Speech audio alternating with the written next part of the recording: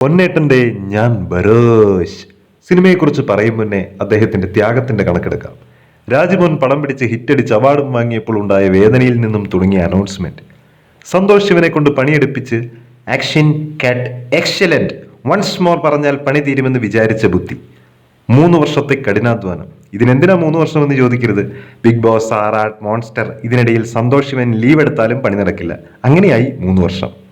Pan Indian release എടുത്തിട്ടും കളിയാക്കാൻ പോലും ആരും തിരിഞ്ഞു നോക്കാത്ത ഏട്ടന്റെ കുഞ്ഞു മനസ്സ് നോവിക്കരുതേ ഞാൻ കണ്ടു, അതും 3Dയിൽ. വാവ്! 3Dയിൽ ഏട്ടൻ ചെരിഞ്ഞു വരുന്നു, കമഴ്ന്നു വരുന്നു, മനോഹരം.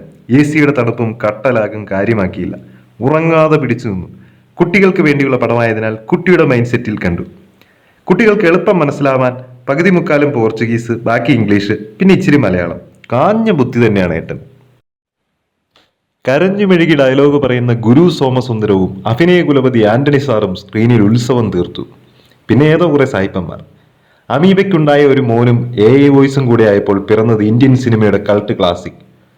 ഏട്ടൻ നമുക്ക് വേണ്ടി ശ്വാസം മുട്ടിപ്പാടുന്ന ഇശബില്ല ഇശബില്ല തിയേറ്ററിൽ പുളകങ്ങൾ രൂപം കൊണ്ടു. അന്യം നിന്ന് പോയ പള്ളിപ്പെരുന്നാൾ ഉത്സവ നാടകങ്ങൾ ഈ കാലത്തും തിരിച്ചു കൊണ്ടുവരാൻ ഈ മനുഷ്യനെടുത്ത എഫേർട്സ് അപാരം. ഇടയ്ക്ക് വെച്ച് രാജ്മോഹനും കൈയൊഴിഞ്ഞു. ബട്ട് ഏത് റോളായിരിക്കാം പുള്ളിക്ക് വെച്ചതെന്നറിയില്ല. ഡിഗാമ തമ്പുരാനായിരിക്കാം. ഏതായാലും ലാലേട്ടൻ അല്ലാതെ ഇന്ത്യയിൽ ഇത് ചെയ്യാൻ ആളില്ല എന്നാണ് രാജു പറഞ്ഞത്. കൃത്യമാണ്, വേറെ ആരും ചെയ്യില്ല. കയറിൽ തൂക്കിയാട്ടുന്ന ഫൈറ്റ് സീനിൽ ആ റോപ്പ് കട്ട് ചെയ്യേണ്ടിയിരുന്നില്ല. എന്തൊരു ഒറിജിനാലിറ്റി ആയിരുന്നു. ഉറങ്ങാൻ മടി കാണിക്കുന്ന കുട്ടികൾക്കും മാതാപിതാക്കൾക്കും വേണ്ടി ലാലേട്ടൻ എടുത്ത ഈ എഫേർട്ടിനെ നമ്മൾ കുറച്ചു കാണരുത്. ആക്ടേഴ്സ് സിനിമ പിടിക്കുമ്പോൾ അവരുടെ ചിന്താഗതി സിനിമയിൽ കാണാം. പൃഥ്വിരാജ്, കമൽഹാസൻ, മാധവൻ, അവരുടെ രാഷ്ട്രീയം എല്ലാം അതിൽ കാണും. ഇവിടെ നോക്കൂ, ഏട്ടന്റെ കുട്ടിത്വവും കുറുമ്പും കോമാളിത്തവും ലാളിത്യവും കൂടുതലും നിറഞ്ഞങ്ങ് തുളുമ്പുകയാണ്.